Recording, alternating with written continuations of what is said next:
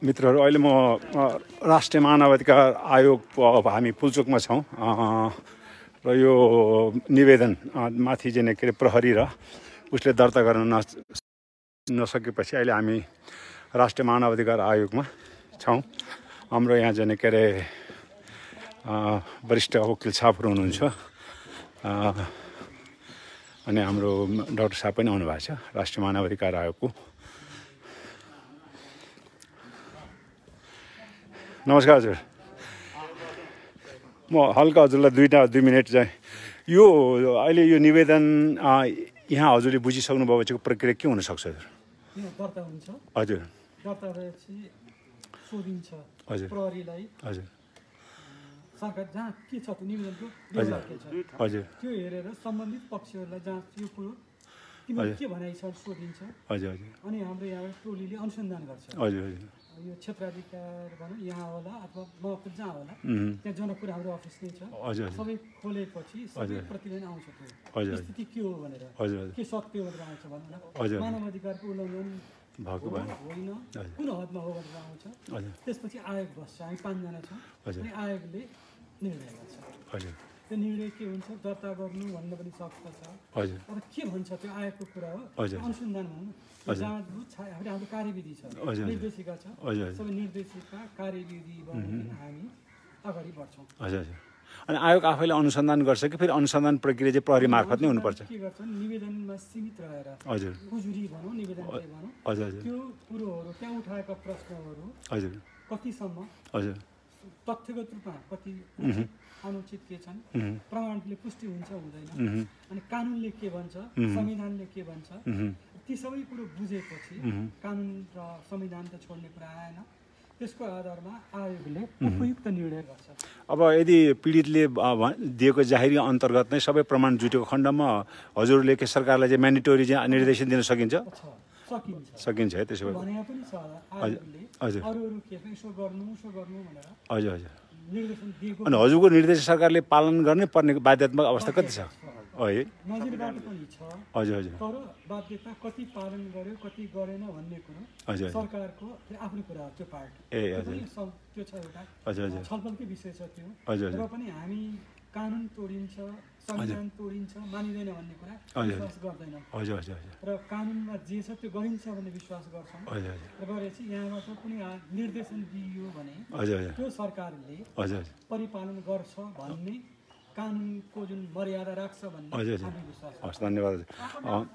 हजुरको शुभ नाम चाहिँ एकचोटि? प्रकाश होस्ती। हजुर म यो राष्ट्रिय मानवाधिकार आयोगको अहिले सदस्य हजुर आयुक्त आयुक्त हुनुहुन्छ। हजुर हस् धन्यवाद आयुक्त।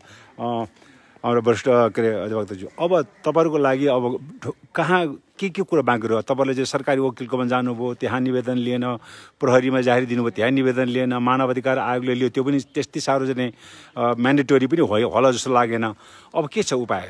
हामी त यो संवैधानिक अङ्ग हो हजुर मानवाधिकार आयोग, हजुर संवैधानिक अङ्गमा आएको छ। हजुर हजुर त्यसले गर्दाखेरि जुन छ अब भने प्रहरी जुन छ एसपी अफिस जुन छ त्यो छ संवैधानिक निकाय पनि कानुनी निकाय हो, सरकारी वकिल पनि कानुनी निकाय हो। उनीहरूले मानेन हामी यहाँ आएको छौँ, यहाँबाट हामी न्याय पाउँछौँ। अब जस्तै धेरैले मलाई सुझाव दिएको छ कि तपाईँहरू किन चाहिँ सर्वोच्च अदालतमा चाहिँ प्रमादेशको लागि किन तपाईँ जानुहुन्न, त्यहाँ निवेदन लिने प्रक्रिया सुरु भइसकेको छ, कमसेकम सर्वोच्चमा किन जानुहुन्न भन्ने प्रश्न। पहिलो फर्स्ट स्टेज जुन छ एकैचोटि स्टेप बाई स्टेप हामी कोटेश्वरबाट हाम फालेर हवाई जहाज चढ्न चाहँदैन, एयरपोर्टमा गएर पासपोर्ट भिसा देखाएर भनेपछि त्यसको चाहिँ एउटा श्रृङ्खलाबद्ध ढङ्गले अगाडि बढ्ने स्क्रिनले ठिक हुने सिटी स्क्यान नगराउने। हजुर हजुर यसपछि हामी यहीँबाट न्याय पाउँछौँ। हजुर हजुर दर्ता हुन्छ, उहाँहरूले आदेश दिएपछि दर्ता हुन्छ है। पुरा विश्वास भनेपछि त्यो यहाँबाट आदेशले सरकारले निकाय हो, हजुर पावरफुल हो, हजुर हजुर पावरफुल हो। हजुर हजुर सबैको अध्यक्षमा नै सर्वोच्च प्रधान न्यायाधीश भइसकेको मान्छे हुनुहुन्छ, हजुर हजुर सर्वोच्चको न्यायाधीश भइसकेको मान्छेहरू सदस्य हुनुहुन्छ, अब आफ्नो ख्याति प्राप्त हुनुहुन्छ।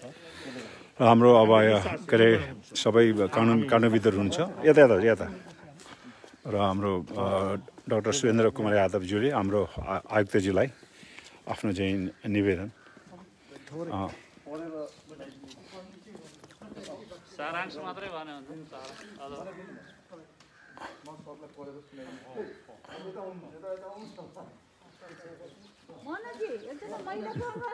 त्यही त जान जानु अझ हाम्रो सदस्य हुनुहुन्छ उहाँ पनि ल मानव अधिकार आयोगको हजुर पनि पाउँछ हजुर एकदम हजुरको झन् टोपीले एकदम छर्लङ्ग हजुरले कुर्सीबाट लगिदिन्छु मलाई ए हजुर लु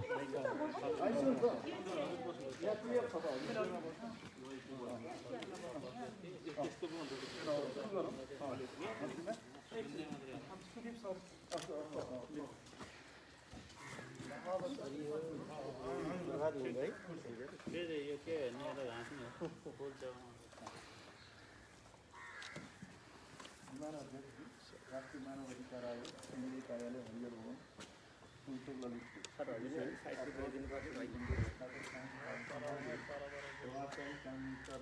जोडले है अघि बढाउन नेपाल सरकार सम्बन्धित निकायसँग सिफारिस गरिन्छ जिल्ला महोत्तरी समिति गाउँपालिका वडा नम्बर 4 भेटपुर बस्ने वर्ष 50 को संघीय प्रतिनिधि सभाका प्रत्यक्ष निर्वाचित सदस्य डाक्टर सुरेन्द्र कुमार यादव सम्पर्क नम्बर 98540241 निवेदक विरुद्ध जिल्ला प्रमुख भानु नौपा वडा नम्बर 6 बस्ने वर्ष 60 को पूर्व प्रहरी महानिरीक्षक सर्वेन्द्र खनाल सम्पर्क नम्बर 9851168858 भोजपुर जिल्ला शिवविनायक नौपा वडा नम्बर 7 बस्ने संघीय प्रतिनिधि सभाका प्रत्यक्ष निर्वाचित सदस्य अन्दाजी वर्ष 46 को महेश बस्ने सम्पर्क नम्बर 9851197758 जिल्ला प्रमुख व्यास नगरपालिका वडा नम्बर 4 बस्ने प्रतिनिधि सभाका सदस्य अन्दाजी वर्ष 55 को किसान भन्ने कृष्ण कुमार शेर सम्पर्क नम्बर 9851038535 साबिक दोलखा जिल्ला घरबेहार काठमाडौँ जिल्ला कामनपा वडा नम्बर 32 काँडागाडी बस्ने अन्दाजी वर्ष 36 को नवीन बस्ने म निवेदक निम्न प्रकरणहरूमा लेखिए बमोजिम निवेदन गर्दछु। 1. उपरोक्त सम्बन्धमा म निवेदक पेशाले एक चिकित्सक हुँ। म हाल नेपाल सरकार कोरोना महामारी नियन्त्रण उच्च स्तरीय समिति 2 नम्बर प्रदेशको सदस्य समेत रही जनताको स्वास्थ्य उपचार सेवामा क्रियाशील रहँदै आइरहेको छु। म महोत्तरी जिल्लाबाट प्रत्यक्ष निर्वाचित भई हाल संघीय प्रतिनिधि सभा सदस्य पदमा बहाल रहेको छु र म यो देशको स्वास्थ्य राज्यमन्त्री समेत रहिसकेको व्यक्ति समेत छु। म आबद्ध रहेको तत्कालीन संघीय समाजवादी पार्टी विभाजन गर्ने बदनियतले विपक्षीहरूले प्रधानमन्त्रीको चाहनामा मन्त्री परिषदको सिफारिसमा नेपालको संविधानको धारा 114 बमोजिम राजनीतिक दल सम्बन्धी दोस्रो संशोधन अध्यादेश 2077 ल्याउनु कुरो नै प्रधानमन्त्रीकै सल्लाहमा बनेको योजना अनुरूप योजनाबद्ध रूपले मलाई मेरो घर महोत्तरी शमशी गाउँ पालिका वडा नम्बर 4 भेटपुरबाट आई बर्दीवासबाट अपहरण गरी रातारात काठमाडौँ ल्याई नक्साल स्थित मेरियट होटलको कोठा नम्बर 703 मा बन्धक बनाइराखेको यथार्थ ब्यौरा समेत आम सञ्चार माध्यमबाट सार्वजनिक भइसकेको छ। विपक्षी मध्येका पूर्व महानिरीक्षक सर्वेन्द्र खनालले म निवेदकलाई मिति 2077 1/8 गते अन्दाजी 7 बजेको समयमा फोन गरी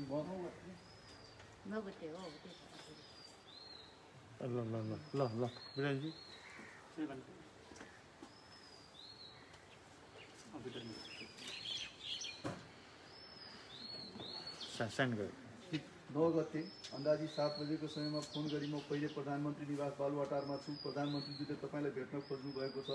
तपाईँ आउनु पर्यो भन्दा म अहिले गाउँमा छु, अहिले आउन सक्दिनँ, लकडाउन समाप्त भएपछि काठमाडौँ आउँछु भनी सामान्य जवाब दिएको थिए। त्यसपछि पुनः मिति 2077 1/10 गते बिहान अन्दाजी 8:30 बजेको समयमा यिनै विपक्षीले फोन गरी म तपाईँको गाउँमा आएको छु, तपाईँलाई भेट्न खोज्दैछु भन्नु अप्रत्याशित रूपमा फोन गरी 9 बजे बिहान अन्दाजी 9 बजे बिहान मेरै घरमा आइपुग्नुभयो। साथमा प्रतिनिधि सभाका मान्य सदस्यहरू महेश बस्नेत र कृष्ण कुमार श्रेष्ठ पनि आउनुभएको देख्दा मलाई आश्चर्य लाग्यो। उहाँहरू पनि साथै आउनुभएको छ भन्ने पूर्व जानकारी थिएन।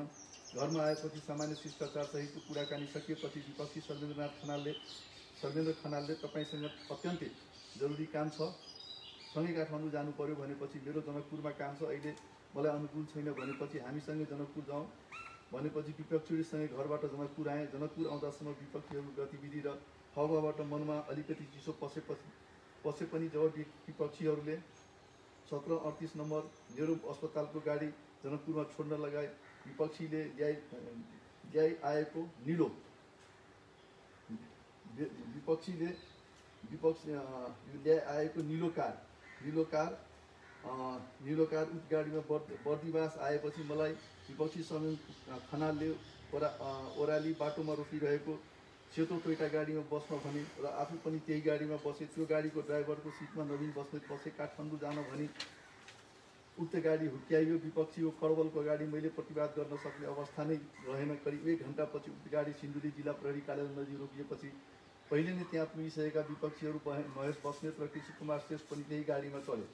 विपक्षीहरूले मलाई जोरजुलुमपूर्वक गाडीमा राखेपछि काठमाडौँ आउने क्रममा मसँग रहेको विपक्षी मध्येका तनहुका सांसद कृष्ण कुमार श्रेष्ठले पटक पटक म प्रधानमन्त्री र निजको स्वकीय सचिवको सम्पर्कमा छु, दायाँ बायाँ गरे जे पनि हुन सक्छ, आज जसरी पनि तपाईँलाई लिई काठमाडौँ पुग्नु छ भनी धम्क्याइ रहेकोले म डराई चुपचाप बसेँ। काठमाडौँ आउनुका लागि बर्दिवास सिलगढी हुँदै बाटै यी विपक्षीले प्रधानमन्त्री केपी ओलीलाई सम्पर्क गरी डाक्टरलाई काठमाडौँ ल्याउँदै गरेको जानकारी समेत गराएका थिए। आउने क्रममा विपक्षी महेश बस्नेत कृष्ण कुमार श्रेष्ठ समेतले विपक्षी सर्वेन खनाललाई देखाउँदै खनालजी छिट्टै अख्तियारको आयुक्तमा नियुक्त हुनुहुँदैछ, तपाईँ सार्वजनिक होदाको व्यक्ति हुनुभएको र तपाईँको विरुद्ध उजुरी समेत परेको हुँदा खनालजीले तपाईँलाई पूर्ण सहयोग गर्नुहुनेछ, तपाईँले हामीलाई समाजवादी पार्टी फुटाउन मद्दत गर्नु पर्यो अन्यथा ठिक हुन्न भनी त्रास देखाएपछि विपक्षीले मलाई अपहरण गरी बन्धक बनाइ ल्याउनुको उद्देश्य मलाई पूर्ण रूपमा यकिन भयो। यसरी मिति 2077 1/10 का दिन मलाई अपहरणकारी काठमाडौँ ल्याउने क्रममा प्रधानमन्त्रीसँग कुरा गराउँदा तपाईँ तत्काल काठमाडौँ आउनुहोस्, मैले भने बमोजिम काम गर्नुहोस्, मैले भोलि बिहानै भेट्छु भन्ने समेत कुरा भएको थियो। म आबद्ध रहेको दललाई विभाजन गर्ने मनसायबाट मलाई उल्लेखित विपक्षीहरूले धाक धम्की डरत्रासमा पारी मेरो ज्यान नै जान सक्ने सम्मको कर्ता पैदा गरी विभिन्न प्रलोभन समेतको आडमा निजी विपक्षीहरूको पूर्व योजना बमोजिम मलाई रातारात काठमाडौँ ल्याई काठमाडौँको नक्साल स्थित होटल मेरियटमा पहिले नै बुक कोठा नम्बर 703 मा थुनिराखेका थिए। त्यस रात मलाई राखिएको कोठाको ढोका ढकढकाई पटक पटक चेकजाँच गरी मलाई मानसिक तनाव पैदा गरि नै रहेका थिए। मलाई दल विभाजनसँग सम्बन्धित कुनै कागजातमा हस्ताक्षर गर्न तयारी भइरहेको भन्ने अनुभूति भएकोले त्यस वखत म निधाएको जस्तो गरी नबोली बसेको थिएँ। ढोका ढकढकाउन खोजेको केही समयपछि मास्क लगाई बिस्तारै ढोका खोली मौका छोपी मिति 2077 1/11 गते बिहान पख लिफ्टबाट तल ओर्लेर हतार मूल गेटबाट बाहिर भागी मेरो पार्टीको सम्पर्कमा पुगी सुरक्षित हुन सफल भएँ। हालसम्म पनि म मानसिक रूपले यी अन्यायी विपक्षीहरूको डर त्रासमा रहिआएको छु। मेरो घर परिवार तथा नजिकका आफन्त समेत त्रासमा बाँच्न बाध्य भएका छन्। विपक्षीहरूले आफ्नो ओहदा र शक्तिको आडमा कुनै पनि बेला मेरो ज्यान समेत लिन सक्ने अवस्था विद्यमान छ। हाल पनि विपक्षीहरूले मेरो कानुनी उपचारको बाटोलाई रोक्न मेरो बारेमा खोजनीति गरिरहेको भन्ने जानकारीमा आएको हुँदा मलाई अपहरण गरी बन्धक बनाउने विपक्षीहरूलाई तत्काल पक्राउ गरी मेरो जीव ज्यान र घर परिवारको समेत सुरक्षाको लागि सम्बन्धित निकायमा सिफारिस गरी पाऊँ। यी विपक्षी प्रतिवादीहरूले मलाई मेरो 72 स्थित घरबाट झुक्याई अपहरण गरी धोका दिई बेमानीपूर्वक डरत्रास पैदा गरी योजनाकार हतियारबाट लाभ लिई काठमाडौँको नक्साल स्थित मेरियर होटलमा बन्धक बनाइ राखेको अवस्थामा म संयोगवश भाग्न सफल भई अपहरण मुक्त भएर यो निवेदन लिई उपस्थित भएको छु। तसर्थ विपक्षी अपहरणकारीहरू सर्वेन्द्र खनाल, महेश बस्नेत र कृष्ण कुमार श्रेष्ठलाई कानुन बमोजिम पक्राउ गरी आवश्यक अनुसन्धान गर्ने र अन्य संलग्न व्यक्तिहरूलाई समेत खोज तलास गरी मुल्की अपराध संहिता 2074 को परिच्छेद 17 को दफा 211 को 1-2 क ख 212 1-2-3 213 214 1-2-3 215 217 एवं मुल्की अपराध संहिता 2074 को दफा 3 को च य दफा 38 को ध ज ड त प फ समेतका आधारमा थप सजाय गरी क्षतिपूर्ति दिलाई भराइ पाउने अस्पष्ट कानुन व्यवस्था छ। यसै कानुन व्यवस्थालाई टेकेर कानुन उपचारको लागि यही मिति 2077 1/14 गते मैले जाहेरी सम्बन्धित निकाय महानगरीय प्रहरी टेकु जाँदा समेत मेरो रिटपूर्वकको जाहेरी दरखास्त समेत दर्ता नगरिएको र त्यस पश्चात कानुन बमोजिमको उपचार माग गर्दै मिति 2077 1/16 गते जिल्ला सरकारी वकिलको कार्यालय काठमाडौँमा समेत जाहेरी दस्तावेज दर्ता गर्न गएकोमा दरखास्त अध्ययन गर्न समय लाग्ने भनी आनाकानी गरी सकल उजुरी फर्काइदिएबाट मेरो कानुनी उपचार प्राप्त गर्ने अधिकारलाई कुण्ठित गर्ने काम भएको प्रश्न छ। यसबाट म पीडितको लागि न्यायिक उपचारको ढोका बन्द हुने र पीडकले अनुमुक्ति पाई दण्डहीनताले प्रशय पाउने अवस्था उत्पन्न भएको छ। साथै यो घटनाले कानुनी राज्यको अवधारणाको धज्जी उडाउने काम समेत भएको बेहोरा निवेदन गर्दछु।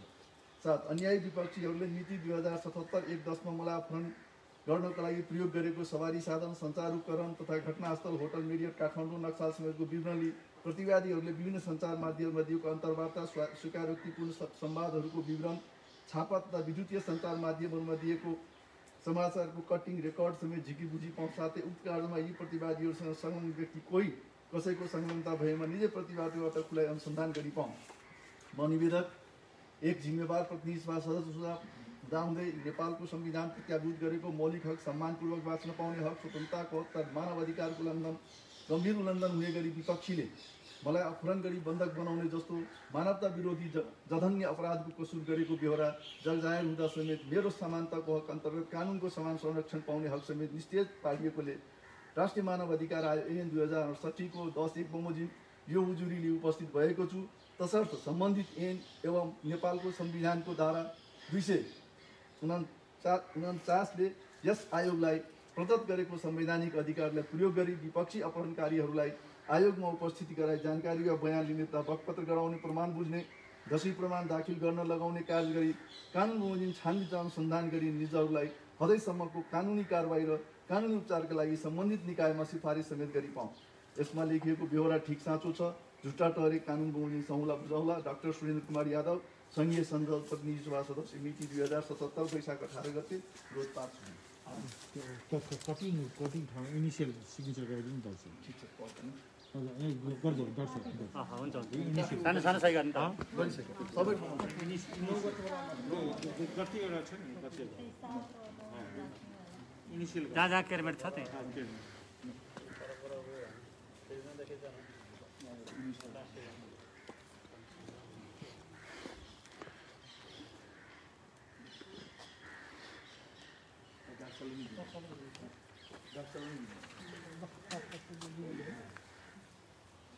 अहिले मानवाधिकारका आयुक्तजीलाई हाम्रो पीडित डाक्टर माननीय सुरेन्द्र कुमार यादवजीले आफ्नो जाहेरी निवेदन प्रदान गर्नुभएको छ।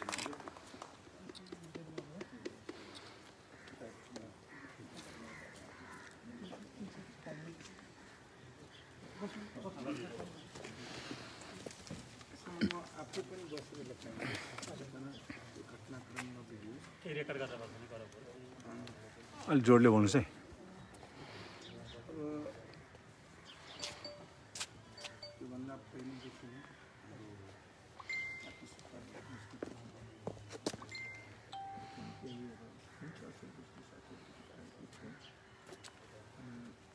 खास गरिकन अहिले कोरोनाको बेलामा हामी प्रदेश नम्बर 2 हाम्रो उच्च स्तरीय समिति छ। अब त्यसमा धेरै कुराहरू छ। कोरोना नियन्त्रणमा हामी रामकेवल शाहको संयोजनमा र प्रदेश नम्बर 2 को मुख्यमन्त्रीको चाहिँ हामीले हेरेर यो कोरोना सम्बन्धी चाहिँ अब हस्पिटल कहाँ बनाउने, किनभने अब 3 तहमा अलिकता नेटवर्किङ भएर त्यसमा लागेकै थियौँ।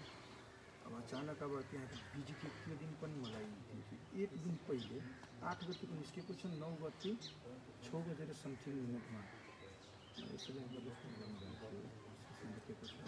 उहाँले एउटै कुरा भन्नुभयो कि मलाई डाक्टर म प्रधानमन्त्री कार्यालयबाट बोल्दैछु, हजुरलाई यहाँ आउनुपर्छ, केही समस्याहरू छन् हजुरको पनि, तपाईँ राम्रो मान्छे हुनुहुन्छ, तपाईँलाई म उहाँले पनि सम्मान गर्नुहुन्छ, एकचोटि आएर भेट्नुहोस् न। म पनि उहाँ काठमाडौँमा छैन, म त गाउँ छु भनेर उहाँले भन्नु। त्यसपछि त्यो मेरो गाउँमा नेटवर्क राम्रो नभएकोले त्यो 6-7 मिनट मसँग उहाँले कुरा गर्नुभएको छ। त्यसपछि मैले अब ठिक छ पछि कुरा गर्छु भनेर राखिदिएँ। अब ठ्याक्कै मलाई लाग्छ उनीहरू त्यो बेला हिँडेको के हो, राति उनीहरू बास पछि थाहा भयो, राति उनीहरू बास बसेछ बर्दीबासको होटलमा, गौतम होटलमा बास बसेको छ, 2 बजे राति पुगेको छ। अनि त्यसपछि बिहान मलाई अब एक्ज्याक्ट थाहा भएन, तर 8-9 को बिचमा मलाई फोन गर्नुभएको छ। फोन गर्ने बित्तिकै मलाई उहाँले सोध्नुभयो जनकपुरमा हुनुहुन्छ भन्ने कुरा मलाई सोध्नुभयो। म पनि होइन, म गाउँमा छु, तर म जनकपुर मलाई जानु छ, होइन जनकपुर हुनुहुन्छ भने म भेट्छु भनेर उहाँलाई त्यतिकै भने। होइन म त गाउँ आइपुगेछु। अब गाउँमा म माथि उक्लिन्छु, कोठा मिलाइदिउँ उहाँ आइराख्नु भएछ भने, गेस्टहरू थियो भनेर माथि उक्लिन्छु भने मेरो पिएसओ एउटा दिएको छ। त्यो पिएसओले के भन्यो भने उहाँहरू चाहिँ मेरो गाउँमा आइसक्नु भएछ, एसपी साहब पनि आउनु भएछ, होइन। अनि त्यसपछि हतारमा म तल आएँ। तल जसरी जान्छु गेटमा उहाँ म्युजियमहरू लिएर चाहिँ उर्लनु भयो। पछि मैले के थाहा भयो, उहाँ मात्र कारमा आउनुभएको 4 जना हो, होइन। तर एसपी साहब मेरो घरको बाटो देखाएर 3-4 घर उताबाट फर्किनु भएको छ।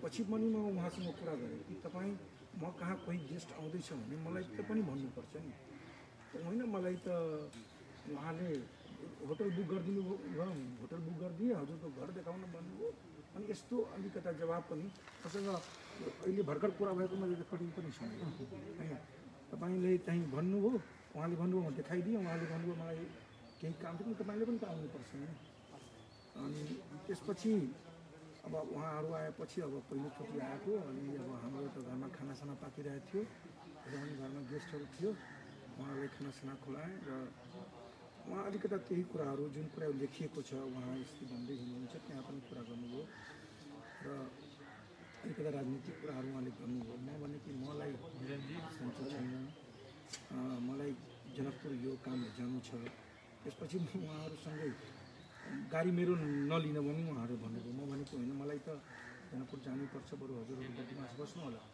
उहाँलाई बढी मलाई त्यो बाह्रतिर अर्को मानिए हुनुहुन्छ त्यहाँतिर उहाँसँग कमसेकम तपाईँ मलाई भेट गराइदिनुहोस् भनेर उहाँहरूको आग्रह थियो भने कि म त आज जनकपुर गएको छु अनि बर्दिवासमा आएछु बर्दिवासमा आएपछि अब सूर्यनारायण डाँडासँग हामीले भेट चाहिँ पहिले कार्यक्रम थियो सूर्यनारायण डाँडा पनि यसैको प्रतिनिधि सभा सदस्य नै हुनुहुन्छ अनि पछि चाहिँ हामी आफ्नो एकजना मानिनेले पनि त्यहाँ हेरेपछि मैले उहाँलाई फोन गर्थेँ कि हजुर नआउनुहोस् होइन एकछिन मलाई फोन गर्नु होला म बिचमा जान्छु हजुर फोन गर्नु होला कि म आउन सक्दैन अनि फेरि उनीहरूको बिचमा बसेँ अनि उहाँको फोन आयो म ह्यान्ड फ्री गरिदिएँ अनि त्यसपछि उहाँले मलाई भन्नुभयो म भने सर जसले पनि मलाई जनकपुर बोलाउँछ अनि त्यसपछि उहाँले होइन मलाई सन्चो छैन बरु तिमीजना उहाँले भन्नुभयो मलाई त्यसपछि उहाँले भने कि हजुरहरू बस्नुहोस् कुरा गर्नुहोस् म सूर्यनारायण डाक्टरसँग भेटेर आउँछु म तल झर्छु तल झरेपछि चाहिँ उनीहरू फेरि एउटा जुन गाडीलाई मैले लिएर आएको छु ब्लू कलरको त्यही यो रेकर्डिङ पनि म केटाहरूलाई भनेको थिएँ हुनसक्छ म यो मान्छेहरू अचानक आएछ यो 8 गतिको त्यसले गर्दा अलिकता मनमा चिसो पसेको थियो त्यहाँ भनेको त्यहाँबाट फुटेज मैले मगाएको छु त्यहाँ उनीहरू रेकर्ड पनि गरेको हो अनि सर्वेन्द्रनाथ घरमा पनि मलाई ऊ आफ्नो गाडी छोडेर मेरो गाडीमा बसेको त्यो मानेन के सर्वेन्द्रनाथ खान मेरो म रातो गाडीमा बसेको छु म आफ्नो गाडीमा त्यसमा त्यो बसेको आज बर्दिवासबाट म त्यहाँ पछि त्यो सांसदजी र सांसदजीको त्यो पिए उनीहरूसँग जाँदाखेरि पछाडि फेरि त्यो दुवै मान्नेलाई त्यहीँ छोड्यो यो दुईजना चाहिँ मेरो पछाडि गाडीमा ब्याक गर्दै त्यहाँसम्म गयो म भित्र कुरा गरिरहेको छु भने बाहिर उनीहरू बसिरहेको अवस्था त्यसपछि अब यहाँबाट जनकपुर म उनीहरू भित्र सूर्यनारायणसँग भेट्न गयो त्यो बेला म त्यहाँबाट फुत्केर एउटा घरमा पुगेको छु अब कसले खबर गर्यो फेरि त्यहाँ पनि उनीहरूले चाहिँ रामानन्द चोकमा हो अब जहाँ तहाँ मात्र पुलिस देखिन्थ्यो मान्छेहरू थिएन अनि त्यहाँ पुगेपछि यहाँबाट के गर्यो भने होइन बर्दिवाससँग त कमसेकम कुरा गर्दै जाउँ किनभने मेरो घर म जनकपुरबाट बर्दिवासबाट घर जान्छु अलिक पिच भएकोले सिधा बाटो अलिक खराब छ अनि उहाँहरू बर्दिवाससम्म आउँदाखेरि अनि म भने ठिक छ यहीँ कुरा गरौँ मलाई यहीँबाट बिदा गर्नु मेरो गाडी पछाडि छुट्यो किनभने मेरो ड्राइभर चाहिँ थिएन त्यो अर्को भाइ जुन छ यो ड्राइभ गरेर ल्यायो तर उसमा त कुदाइदिएको थियो र त म यसलाई के गरेर मोबाइल दिइदिएको थिएँ कि तिमी मलाई यदि त्यहाँ बर्दिवास पाएन भने तिमी अध्यक्षजीलाई फोन मैले उसलाई मोबाइल दिइदिएको थिएँ अनि यिनीहरू ल्यायो त्यसपछि म भित्रै बसो भनेपछि उहाँहरू होइन बाहिर आइहाल्नुहोस् अर्को एउटा गाडी लगेछ कि टोयोटा हो सेतो कलरको टोयोटा गाडी त्यो गाडीमा राखेर होइन माथि कुरा गर्ने एकछिन बसेर धकेलेर त्यहाँ मलाई फिल भयो कि अब यिनीहरूले धकेलेर मलाई बसायो हजुर अनि सर्वेन्द्रनाथ खनाल मलाई धकेर बसायो अनि एकैचोटि कहाँ फेरि रोकेछ भने यसको कहीँ रोकटोक छैन जहाँ हेर्नुहुन्छ नि प्रहरी मात्र त्यहाँ एसपी पनि छ हाम्रो जिल्लाको एसपी पनि हो होइन त्यसपछि त्यही बेलामा तपाईँको गृह यो आन्तरिक मामला तथा कानुन मन्त्री पनि आइपुगेछ फोन गरेपछि अनि उनीहरूले उसलाई के बाटो देखाएको छ भने पश्चिमको बाटो देखाएको छ उहाँहरू त गाउँ जानुभयो होइन उहाँको सामनेमा उनीहरू बर्दिवास भनेर बर्दिवासबाट सिधा लगेको यो यसले पनि उल्टो बाटो देखायो होइन मेरो गाडीलाई पनि उनीहरूले त्यस्तै इन्डिकेसन देखायो पछि मेरो त्यहाँ ड्राइभर थियो त्यसलाई राखेर फोनमा कुरा भयो एकजना सांसदहरू होइन उत्तर भन्दै गएको भने त्यसको गाडी अनि पछाडिबाट जुन गाडीले मलाई त्यो जनकपुरबाट ल्याएको थियो त्यो कारमा यो दुईवटा मानिने बसेर आएको छ फेरि सबै कुरा खानापिना सबै प्याकिङ छ उसको रेडी छ। अनि त्यो गाडी फुटेज हेर्नुहुन्छ भने त्यो एसपी अफिसमा हालेको हो। त्यहाँ के भन्छ भने सिन्धुलीको एसपी अफिसमा गाडी त्यहाँ ठिक सामने रोकेको हो, अरू कहीँ रोकेको छैन। त्यसपछि एउटा होटल सिन्धुली इन छ, त्यसको ढोका खोल्यो, हामीलाई त्यहीँ खुवायो। यहाँ पछि चाहिँ उनीहरूले अरूलाई बस्न दिएन। दुईजना सांसद र यो सदन खनाल मलाई राखेर होइन, पछि मैले धेरै जिद गरेपछि भाइलाई पछाडि बस्न लाउँ भनेर त्यो भाइलाई पछाडि बस्न लाएँ। फोन पनि आउँदाखेरि उसलाई म अब यहाँबाट चाहिँ सिन्धुलीबाट उनीहरूको भाषा अलिकता के छ भने डाक्टर साहबको लागि नि गरेको हो, यो हो त्यो हो भनेर हामीलाई पनि के छ भने यस्तै समस्या भएर नै हजुरलाई दुःख दिएको। अब बोलीमा जहिले पनि ड्यासी मतलब कुनै अप्सन भने यो गर्नुहोस् नगर्नुहोस् हुन्छ नि, कुनै अप्सन हुँदैन, सुरुदेखि नै जानैपर्छ भन्नैपर्छ भनेर। अब यहाँ ल्याएपछि फेरि अर्को मान्नेलाई त्यो बिचमा जब मलाई एकदम रिङ्टा लाग्छ, म भने कि म सुतिहाल्छु, म यो गाडीमा यति फास्टमा मेरो गाडी चल्दैन, बिस्तारै हिँड्नुहोस्, तर उनीहरू मानेन। मलाई धेरै रिङ्टा लाग्छ गाडीमा, म सुतेँ। पछि उठाएपछि किसानजीले मलाई प्रधानमन्त्रीजीसँग कुरा गर्नुहोस् भनेर मलाई गर्न लाउनु भयो। अनि उहाँले फोन गर्दाखेरि उहाँले उठाउनु भएन। त्यसपछि राजेश भने उहाँको पिए हो सायद, उहाँलाई भन्नुभयो। राति 1-1:30 बजीको कुरा हो, उहाँ वेट गरिराख्नु भएको थियो कि होइन। अनि त्यसपछि उसलाई सिधा फोन दिएछ। अनि मलाई उहाँले भन्नुहोस् माननीयजी, म डाक्टर साहबलाई लिएर तपाईँले पुग्न लागेको हुँ, अनि डाक्टर साहबसँग कुरा गर्नुहोस्। मसँग कुरा पनि गराउनु भयो। भने कि माननीयजी अब उहाँहरूले मलाई ल्याउनु हो, अब हजुर कहिले समय दिएको यही हो कि भेट्नु छ प्रधानमन्त्रीसँग भेट्नु। अनि त्यहाँ के छ भने अलिकता त्यो हुँदाखेरि उहाँ दिल्लीको थियो, उहाँको भर्सनमालाई कि यो अलिक छिटो गर्नुपर्छ भने जस्तो कुरा उहाँको आयो। म सामान्य भित्रै नै कुरा गर्छु भनेर म फोन चाहिँ सकाइदिएको छु। तनुको माननीयजीले पनि मलाई देखाइराख्नु भएको थियो, उहाँको मेरो सेभ नै तनुको माननीयजी भनेर छ। हेर्नुहुन्छ कतिचोटि प्रधानमन्त्रीले मलाई इन्टरभ्यू गर्दै गर्नुहुन्छ, त्यो हाम्रो आयुक्तमा भन्नलाई चाहिएको हो होइन, न त तपाईँको पार्टीको धेरैजना आइरहेछ। त्यही हेरेँ कि यदि म नाइ भन्छु भने बर्दिवासमा पनि चारैको पुलिसै हेर्छु, अरू कोही मान्छे छैन। अस्ति पनि म आफ्नो पिएसओलाई एक ठाउँमा राख्न खोजेँ काठमाडौँमा, त्यो टोलामा बस्न दिएँ। किनकि यो अवस्था त सबैजनालाई देखाएको छ। म कहीँ भागो भने पनि त्यो अवस्था थिएन। यहाँ पनि ल्याउँदाखेरि मेरिट होटलमा ल्याएपछि म चाहिँ अर्को फेरि मान्यलाई फोन गरेछ यस्तो कुरा। अनि रामबाबु मान्यलाई सबेन खनालको के छ भने मैले फोन गरेछु भने सबेन खनाललाई भने मेरो अहिले पनि छँदैछ फोन, म अहिले हजुरलाई म अहिले देखाउँछु म यो होइन। उसले मलाई फोन गरेको त्यो 22 तारिकको 23 तारिकको होइन, मैले फोन गरेको छैन। अनि एकचोटि जब घर आउनुभयो नि, घरमा फोन गर्नुभयो, मेरो खिच्यो, उहाँको गयो, फेरि उहाँले फोन गर्नुभयो, त्यति मात्र कल भयो। गाउँमा यसरी मिलाउँदाखेरि घरमा 8:30 बजेपछि 8:30 बजेपछि त्यो लागेको थियो। अनि त्यो पनि काटेछु म। अनि त्यसपछि उहाँले फोन गर्नुभयो, मसँग अहिले पनि कल डिटेल सबै म फोटो खिचेर राख्छु। उहाँले फोन गर्नुभएको, मैले फोन गरेको छु भने ठिक छ होइन। त्यसपछि तनुको मान्यजीको फोन हेर्नुहोस्, त्यो दिन प्रधानमन्त्री कार्यालयमा उसको कति कल छ मलाई देखाउनु भएको उहाँले होइन। त्यसको फोटो त म खिच्न सकेन। मसँग त अहिले पनि त्यहाँको उहाँको कल डिटेल छ। त्यसपछि यहाँ म ओर्लेछु भने मसँग को थियो त, यहाँको फुटेज होला, होटलको बर्दिवासको फुटेज छ होइन। यो सबै फुटेजहरू छ र त्यहाँ पनि यो सबै कुराले। अनि म एउटा पातलो यो जुन हुन्छ नि सबभन्दा पातलो कपडा म लाएर जनकपुर लगाएको व्यक्ति काठमाडौँ आउँथ्यो भने कमसेकम यो लुगाहरू त म अहिले मेरो यहाँ घर छ, त्यसैले म यो डेराबाट मैले बनाएर अहिले लगाएको। यस्तो अवस्था छ। अब यसमा त मलाई खासै लिस्टमा अब मैले भन्नुपर्ने यही हो।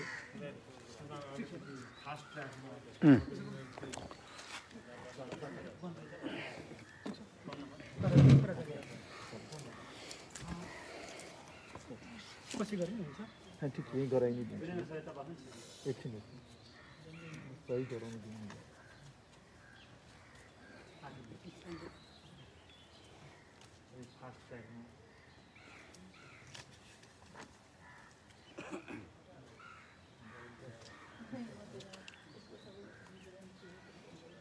दर्ता प्रक्रिया प्रक्रिया दिएर पठाउँछु दिएर पठाउँछु।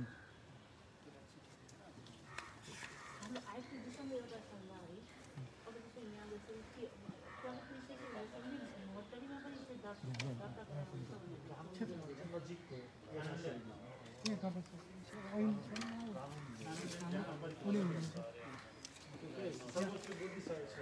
मलाई सजिलो के छ भने वरिष्ठ अधिवक्ता यहीँ हुनुहुन्छ कानुन अपहरण तथा शरीर बन्धक पनि यहीँ भएको छ। अपहरणको पूर्व योजना र तयारी पनि काठमाडौँमै भएको छ। काठमाडौँमै एन्डिङ भएको छ।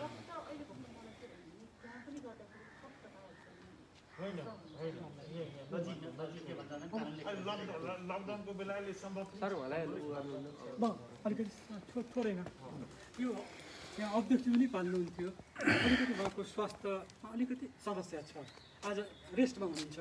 त्यसले गर्दा अध्यक्षको तर्फबाट उहाँको आदेशअनुसार भनौँ मैले यो ग्रहण गरेँ। र मैले ग्रहण गरेँ भन्दाखेरि राष्ट्रिय मानवाधिकार आयोगले यहाँको उजुरी ग्रहण गर्यो र यहाँ ऐनको उल्लेख छँदैछ। राष्ट्रिय मानवाधिकार आयोगले कुनै पनि मानवाधिकारको उल्लङ्घन भयो भने नि त्यो उल्लङ्घन भयो एउटा उजुरी आउँछ भने लिनुपर्छ, त्यो दर्ता हुनुपर्छ। दर्ता हामी गर्छौँ, दर्ता गर्न हामी कानुनले संविधानले बाध्य छौँ। हामी कानुन मान्दैनौँ, संविधान मान्दैनौँ भन्नै सक्दैनौँ। त्यसमाथि पनि हामी पाँचैजना के छ भने सबै हामी कानुनका विद्यार्थी छौँ। यहाँ आयोगमा अहिले अध्यक्ष लगायत हामी चारैजना सदस्यहरू कानुनकै विद्यार्थी हौँ। कानुनको हामी पूर्ण रूपले परिपालन गर्न शपथ ग्रहण पनि गरेका छौँ, क्रिया खाएका छौँ, हरेक कुरा गरेका छौँ, हामी गर्छौँ। अब हाम्रो अधिकार के भन्दा नि पहिले डाक्टर साहबको नि उहाँको उजुरी यो हामीले ग्रहण गऱ्यौँ, हामीले दर्तामा पनि हेरेर टक्राउँछौँ, लिएर जानुहोस्। अनि हाम्रो प्रक्रिया सुरु हुन्छ।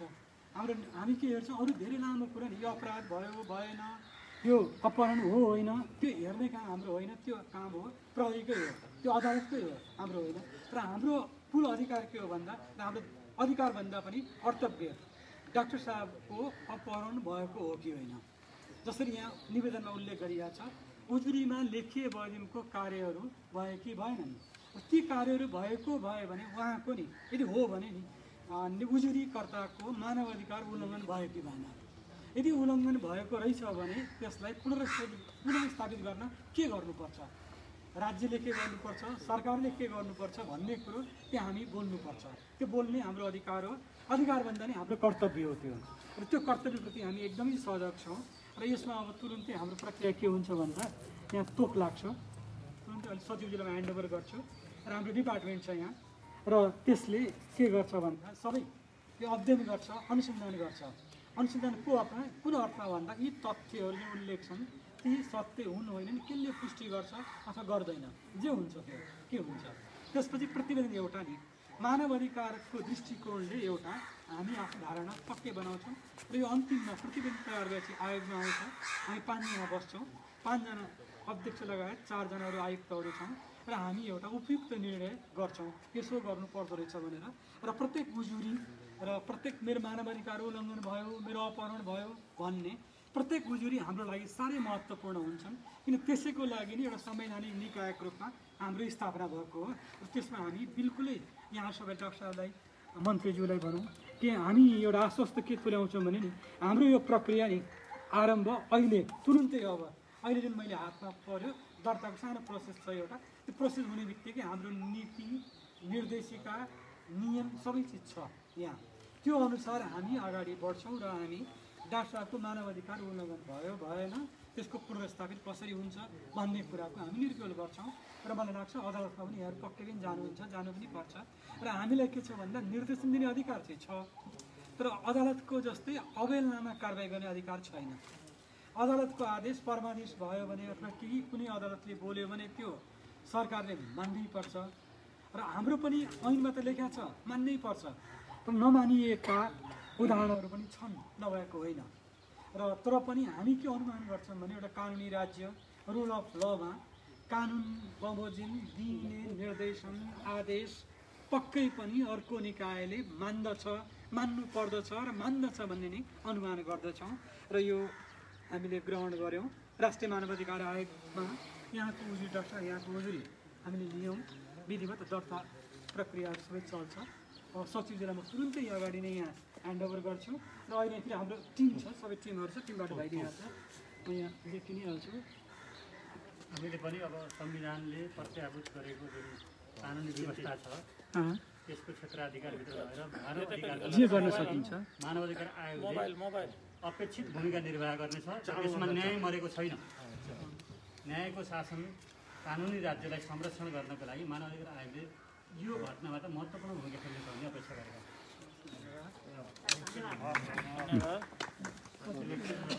दर्ता गर्नुहोस् र मैले एकचोटि सचिवज्यूलाई म अहिले यहाँकै अगाडि यहाँ अध्यक्षको आदेश अनुसार पनि मैले हस्तान्तरण गराएको थिएँ। भोलिसम्ममा अहिले सरी हामीले सोधिरहनु कमसेकम यहाँ हामीलाई अलिकति पनि स्पेस पाउँछ किनभने आइएफआर त जसले पनि गर्नुपर्ने थियो। र मानव अधिकार आयोगमा विधिवत निवेदन दर्ता भएको छ। अब दर्ता पनि भइसकेको छ र फेरि हामी यसपछि कहाँ जान्छौँ के गर्छौँ फेरि हामी यस्तै लाइभबाट आउनेछौँ। अहिलेलाई मानव अधिकार आयोगको प्राङ्गणबाट सबलाई फेरि पनि जय मातृभूमि सङ्घीय अभिवादन। र अब हामी सबै आयुक्तजी हुनुहुन्छ, हाम्रो डाक्टर साहब हुनुहुन्छ होइन, सबैबाट तपाईँहरूलाई यहीँबाट चाहिँ बिदा हुन चाहन्छु। धन्यवाद।